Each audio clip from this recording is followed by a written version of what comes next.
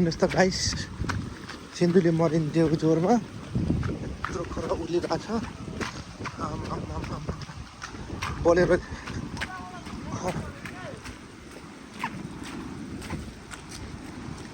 कति धेरै ठुलो खोला आयो त नि सिन्धुली मरिन देउजोर आज 4 गतिको लागि गाडी फसेर हेर्नुहोस् त ड्राइभर गाह्रो छ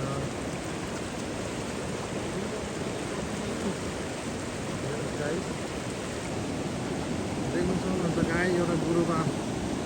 गाडी फसेर खोलाको बिचमा हेर्नु त गाह्रो छ बिचरा नयाँ हुँदो रहेछ यताबाट हालेछ गाडी फसेर केही छैन हिजो सिन्धुली मरिन देउजोर